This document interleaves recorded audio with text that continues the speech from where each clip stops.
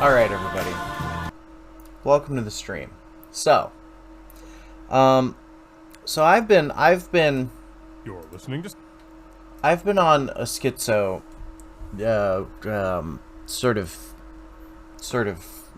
rabbit hole lately. So, there is this very weird... Okay, so, let me explain to you how oil fields work, right? So oil fields, when you dig for oil, you drill for oil, you find oil, right?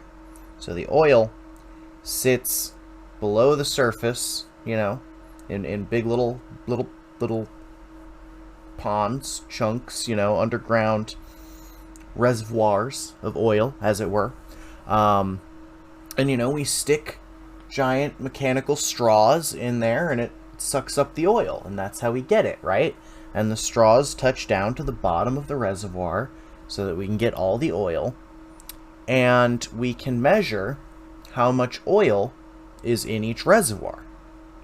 It's fine. That's how it's supposed to work. As we suck up the oil, there's less oil. The reservoir levels go down, right?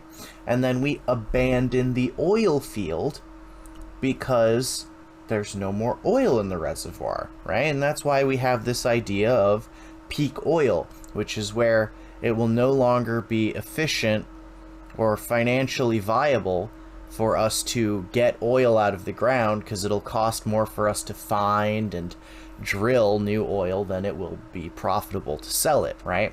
So we have this sort of timeline of like, okay, we have X amount of oil left, X amount of years of oil left before we run out of oil. Now, there's only one problem with this idea. Alright, Jago, we're investigating some things today. We're doing a proper conspiracy stream today.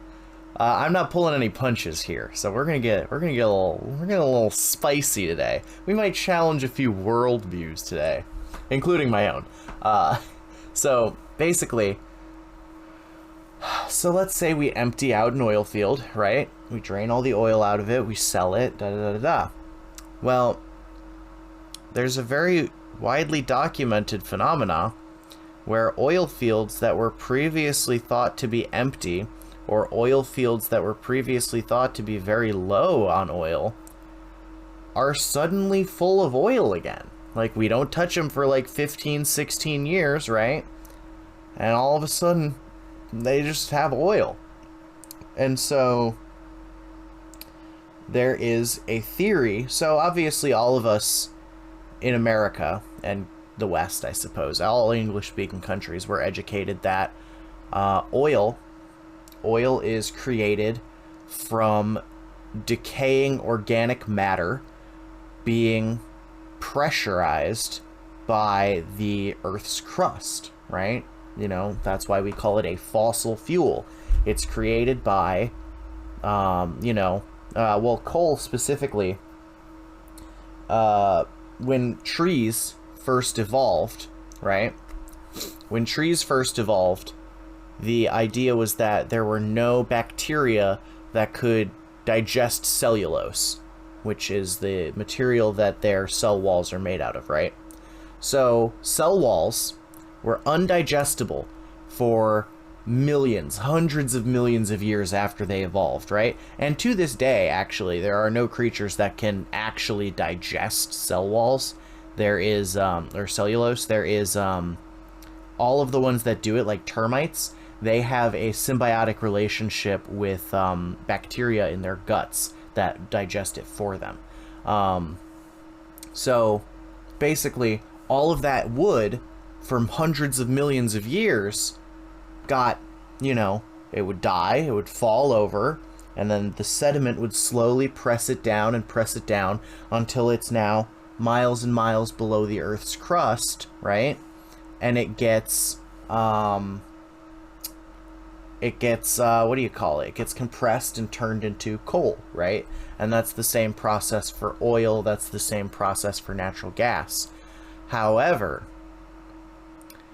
back during the Soviet Union in the 50s and 60s, well, from the 50s to the 90s, the Russian government was looking into oil as a science. Like, how does it form? Where does it come from? Da da da da da. And in non-English speaking countries, it is a widely accepted scientific theory that oil isn't from fossils. It's just formed by a natural process within the Earth's mantle, and then the pressure oozes it to the surface, and that's why we have like refilling oil wells and migratory oil flows. And this is my first time ever hearing of this, you know. I was just under the assumption that oil was fossil fuels because it's always called fossil fuels, so I just assumed it was a fucking fossil, you know. I don't know, but that might be wrong, and we are going to learn about it. I guess let's start with this. Right, it's just an interesting, weird thing. Well, you mentioned in one of your last talks that petroleum wasn't what we thought it was, that it wasn't a fossil fuel, that it didn't come from fossil animal. Yeah. Is it just a mineral? Is it a mineral like any other mineral? Is that how it what would you say? What's the origin of You see, when they first Welcome to the found stream, petroleum, gamers. Because they It's were beginning time. to make motors and needed it on axles of wheels on railroad trains and all that sort of thing. Sounds good, buddy. And remember, trains started in the beginning of the 19th century. Then oil went from just a lubricant to a fuel, and it made it valuable. And Rockefeller happened to be the smartest man in the business at the time. It always comes back to fucking Rockefeller. If I had a time machine, I would go back in time and fucking dome that fucking dude when he was 6 years old. Just take him out. That would be what I do with my time machine. It's always fucking Rockefeller, I swear to God. Selling it.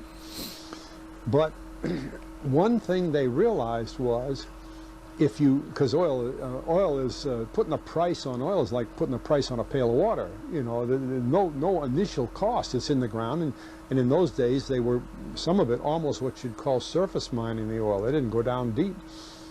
So in order to get the price up, they hit on the idea that they would have to make it appear to be scarce. That after we take the next few barrels out, we're probably going to have to close this well. You know, that kind of thing. Well, a very fortuitous event. In 1892, there was a convention in Geneva of scientists to determine what organic substances are. Well, the definition of organic is a substance with hydrogen, oxygen, and carbon. And so it's usually a living substance, a tree. You analyze a dead tree. Oil is a hydrogen, hydrocarbon, carbon, isn't it? and oxygen. And grass and so on, living things. Animals, we are hydrogen, oxygen, and carbon. So at this Geneva Convention... That's why sometimes you'll hear articles say that we've discovered a planet or a planet with an atmosphere having organic compounds in it, but no life, because it has those three things mixed together: hydrogen, carbon, and oxygen. Rockefeller took advantage of sending some scientists over who said oil, petroleum, is hydrogen, oxygen, and carbon. Therefore, it must be derived from the spoiling, the rotting of formerly living matter. I'm sorry. Wait a minute. Didn't we watch a crab oh my God, we did. Guys, we watched a little crab at a hydrothermal vent on the seafloor, like biting at hydrocarbons. You remember that? There are hydrocarbons naturally occurring in the Earth's fucking crust. So it's just gas in the Earth's crust that's being compressed over time into a fucking sludge. Crab reached out to grasp what it likely perceived as a potential meal.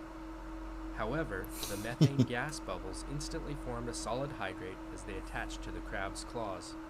The chemical reaction that turns gas into ice at this depth and temperature may have given the sensation of something slightly warm and mushy.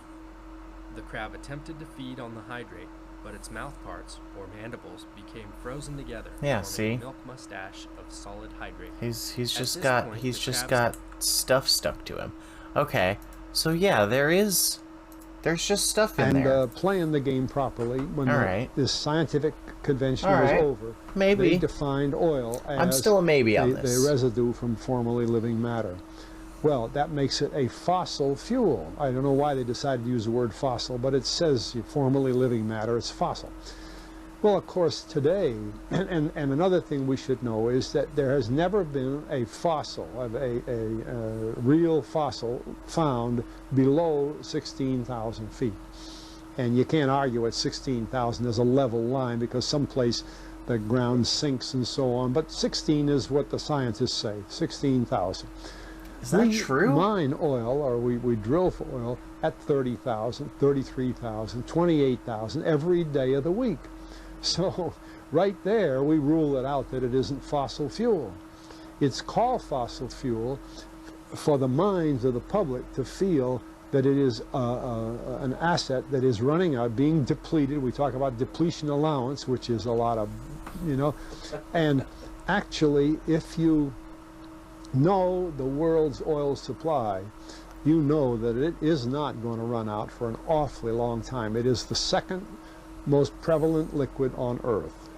And we haven't begun to dig. Well, with all that background, you see, I mean, to be fair, even if it was running out, I would be struggling to think of what the other liquid would be. Water? What else naturally occurs on the Earth's surface as a liquid?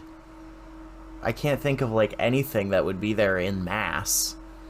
Gallium? I don't think so, bro. in charge of the petroleum business for perfectly reasonable business things, just like any other man in the Mercury only business, naturally wants to occurs as a keep his crystal. price as high as he can get away with. And the way to do is just say, No, no, Jaggle. Mercury naturally occurs as the crystal cinnabar. No. more. The last barrel is going to cost has a $1,000, stable and it's all form. done. And they preach that stuff.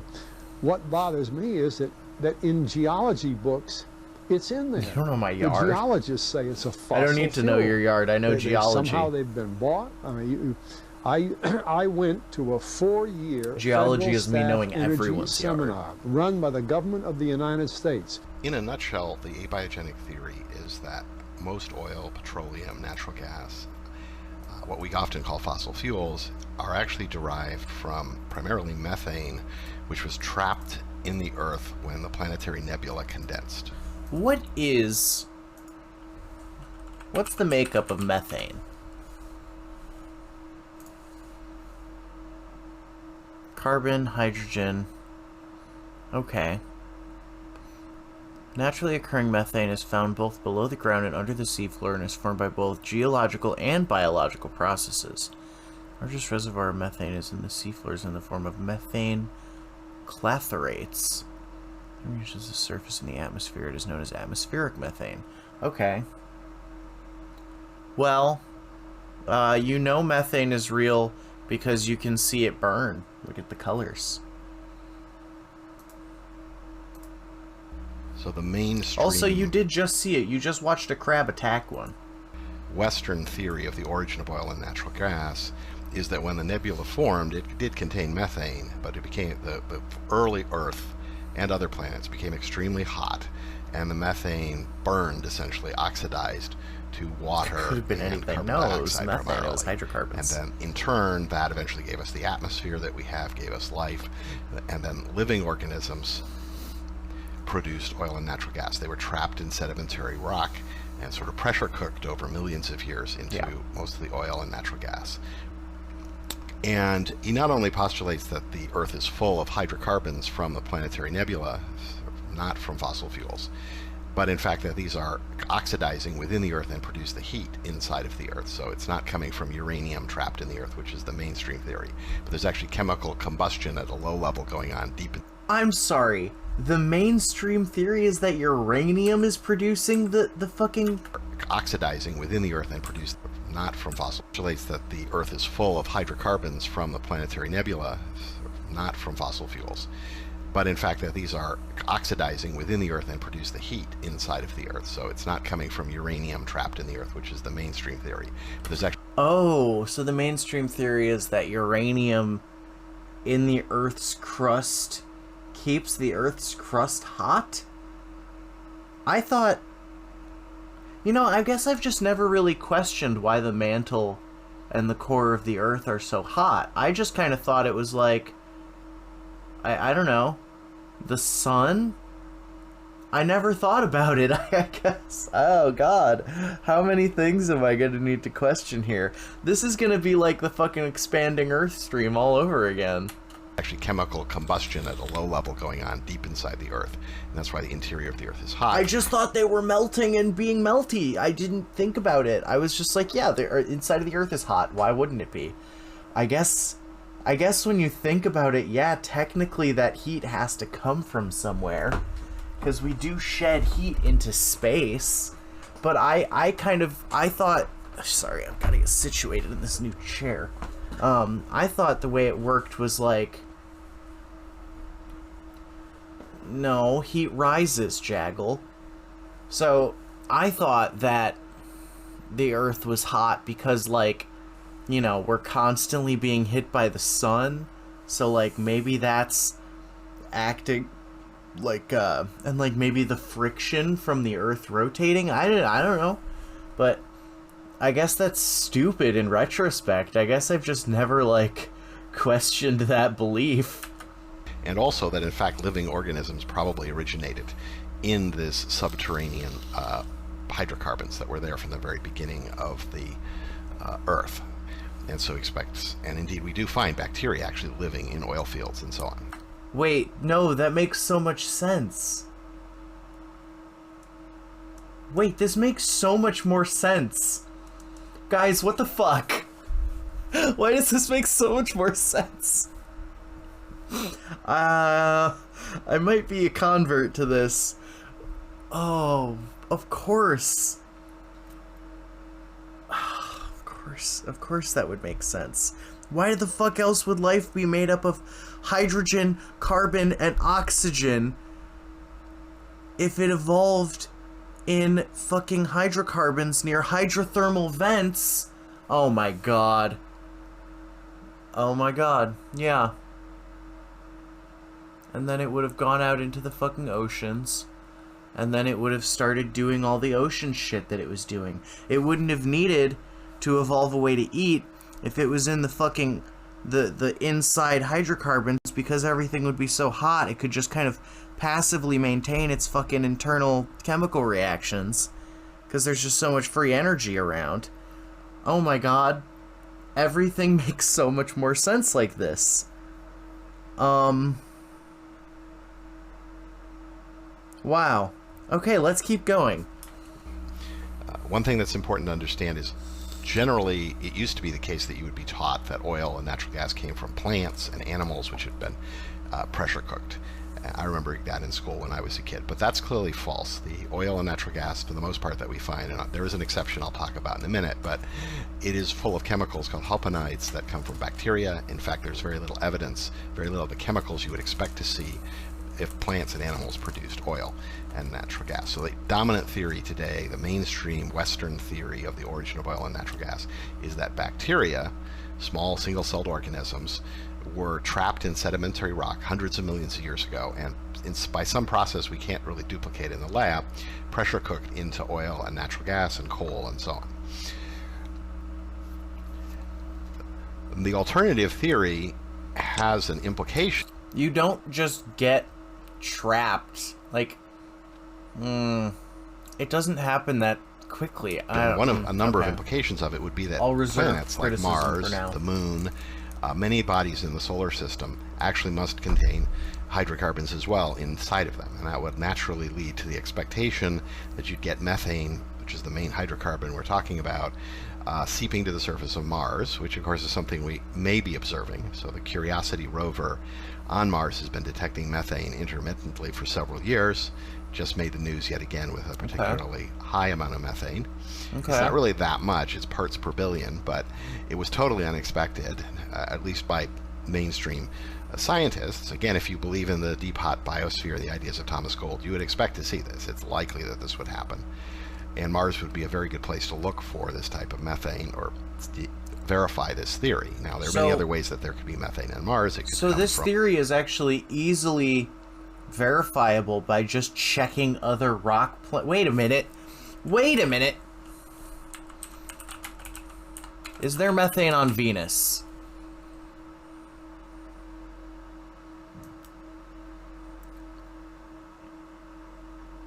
It has phosphine.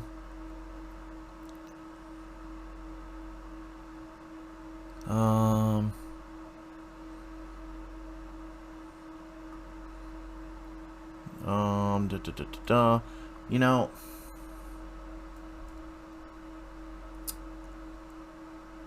Venus, methane, and water. Donahue, 1993.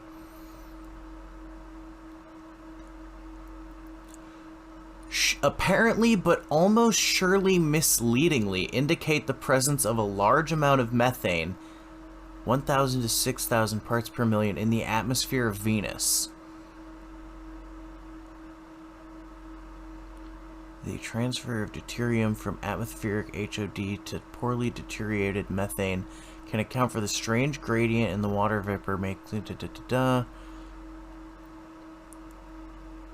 This in turn leads to a revised value of 28 parts per million. Bro, there's methane on Venus. So the two planets, the two rock planets in the solar system that, if this theory is true, should have methane, both have methane. Mercury wouldn't have it because Mercury's atmosphere is constantly being blasted away by the sun. Guys, I think the abiotic theory of oil production is quite possibly true. What the fuck? Alright, let's keep going. Wait, Mars is he could have going to do the supported Venus bacterial thing life, too? but Is still he have going to check bacterial Venus life, too? and that was pressure cooked into methane, or Also, they're talking about microbial life, and keep in mind we have that asteroid from Mars that has fossilized microbial life on it. So, living organisms underground, or even keep some that in geological mind. processes that have nothing to do with life that might produce methane. But the major point is this theory, which this is a good book on it. This is Thomas Gold's Deep Hot Biosphere, and it's a sort of semi-popular book. It's not very technical. It explains his theory, and he makes a lot of strong arguments in the book that in fact, most of the oil and natural gas- What was your recommended book? Go back. It's a sort of semi-popular book. It's not very technical. It explains his theory here, and is this theory, which this is a good book on it. This is Thomas Gold's Deep Hot Biosphere, and it's a sort of semi-popular book. It's not very technical. Scroll It back explains his down. theory, and he makes a lot of strong arguments The Great Oil Conspiracy. And there's a swastika on it. The Nazis control the oil. in the book that, in fact, most of the oil and natural gas, coal, etc., that Probably. we're dealing with on Earth, that we find on Earth, is in fact Because the Nazis live inside the hollow inner Earth from the Antarctic opening. biogenic They've origin. got all the oil. So he makes a good case for that. Is there really contrary evidence to what he presents? So he presents a number of fascinating things. There are actually a fair number of major oil and natural gas discoveries in non-sedimentary rock. In other words, no one would have expected them to have oil and natural gas, but they do. Wait a That's been known minute. for a long time. There are a lot of those in the former Soviet Union because they don't actually, many people in the former Soviet Union don't believe the fossil fuel theory. But there are ones in the West as well. You couldn't... Alright. For non-rock nerds, let me break this down, right? There are three kinds of rock. There are igneous rocks that form from lava cooling and volcano activity, right? There are metamorphic rocks, which form from the other two kinds of rocks being changed in some way by the heat or pressure of the inner earth, right? And then there are sedimentary rocks.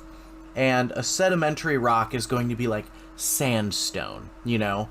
Sedimentary rocks are formed by concretion of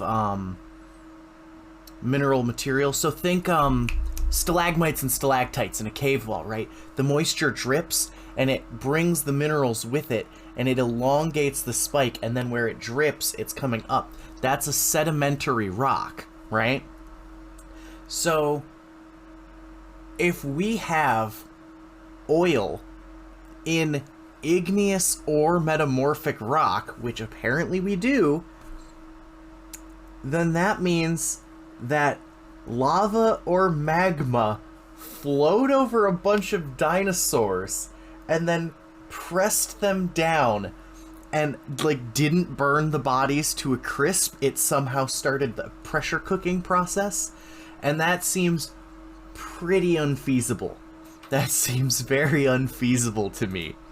And so the point of this is that there is actually a lot of evidence for it, but the question you might ask is, well, is there contrary evidence? And yeah, in his book, Gold concedes that lignite, which is a type of coal, is almost certainly formed from naturally compressing peat, which is actually plants. This is not bacteria. And lignite is mined all over the place. And there's a lot of evidence, and keep in mind, Gold is very gung-ho his own theory. There's a lot of evidence that lignite in particular is actually produced by a biological process that is actually like charcoal. Basically plants, not bacteria. Cool. That have been pressure cooked. It's worth noting it's one of the few examples where the evidence supports that the coal, if you will, is coming from plants or animals. The vast majority of oil fields that we've gone down into actually don't have plant material. They don't have plant chemicals from the membranes, from the constituents of plants. What they do have are chemicals called hopanoids and some other chemicals that are characteristic of bacteria, which was a surprise, but it's now the mainstream theory that most of the oil and natural gas on Earth is coming from bacteria that were trapped in sedimentary rocks over time.